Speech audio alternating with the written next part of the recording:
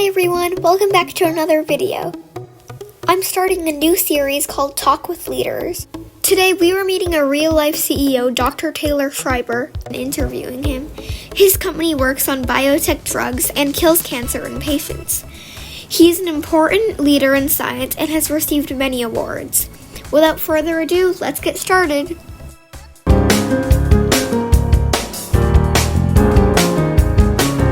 So what exactly is it that you do?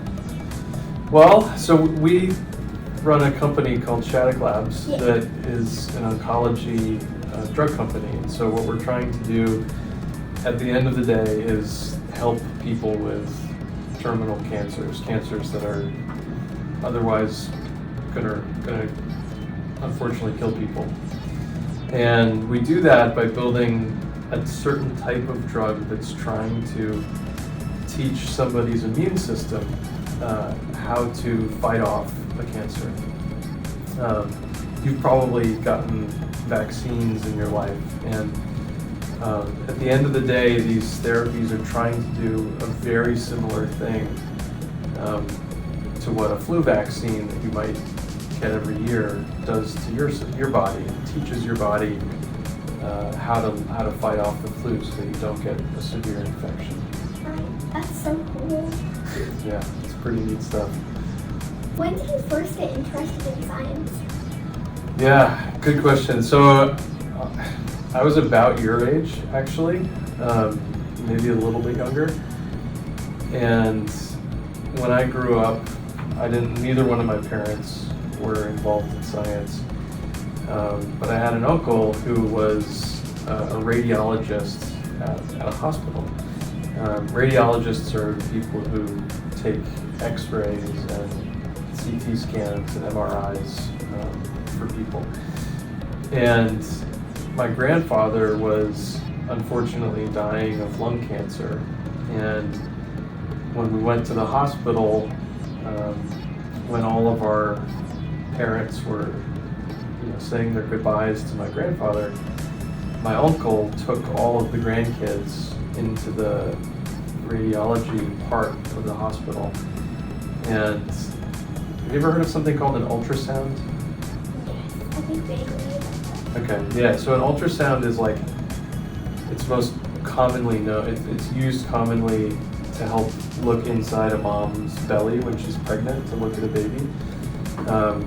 But in this case, our uncle was just trying to entertain the grandkids, and so he would, show us our bellies and things inside. And I just remember from that moment on, I wanted to be involved in medicine. And so I tried to do it for the rest of my life. Yeah, you're such an important leader in science. How would you describe yourself as a child?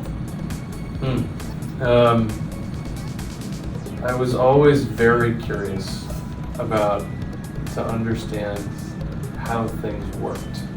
And it used to drive my parents crazy because I would take things apart around our house. I would take apart toys that I would have, or take apart some of my dad's tools. Or one day I was, probably 9 or 10. I was curious about how batteries worked. And the 9-volt batteries, they're like the little rectangular batteries. I took one of those out to our driveway and started pounding on it with a hammer. And I got the casing off, and then, I don't know if you've ever seen the inside of the battery, but there's like these rods inside. And I guess I must have cracked one of the rods because whatever is inside the battery started fizzing and getting hot, and I thought that was really interesting. And so I kept working on it, and eventually the whole thing sort of popped and flew up in the air, and I got battery acid in my eye, and my mom took me to the urgent care to get checked out. I was fine. But anyway, I was always just sort of doing things like that, where I was trying to understand how things worked. That's so inspiring. Have you ever done that? I have taken apart lots of things. Maybe not as as adventurous as that. But yeah, something you're most proud of.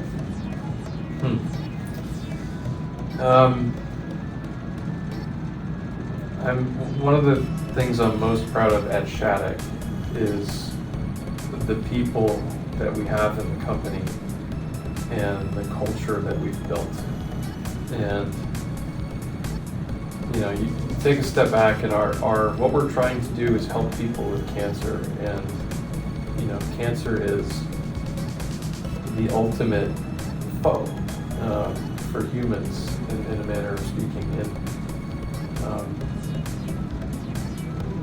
in order to make good decisions about how to best develop a drug that's trying to help people with cancer, you need people that are tremendously experienced and smart and don't have a lot of ego, and who collaborate with one another and listen to one another.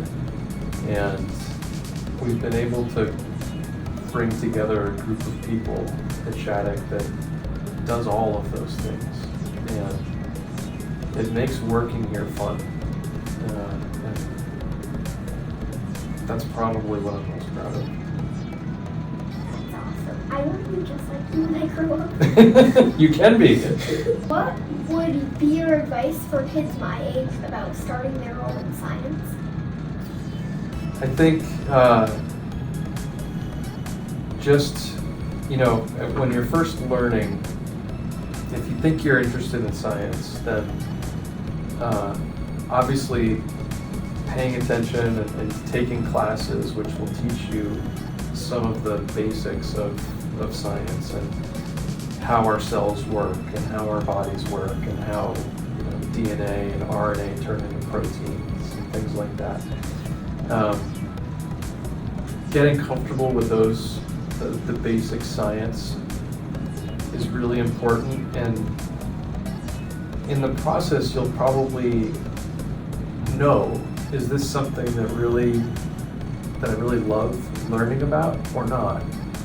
And if it is, then I think the most important thing for me in my whole career has been the fact that I've been really, really lucky to find good mentors. Found people at various stages along the way that have really taken an interest in trying to help me.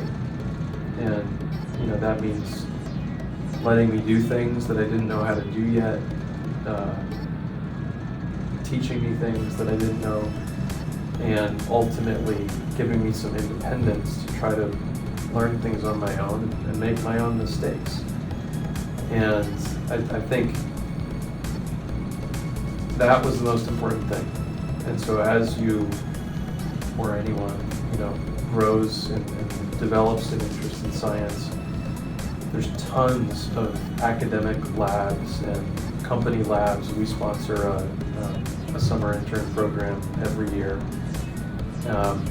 where people like me know that they got to where they are because they had similar experiences. And so you'll find that lots of people want to help the next generation of scientists and give you those sorts of experiences and teach you things and pair you up with people in labs that can help you.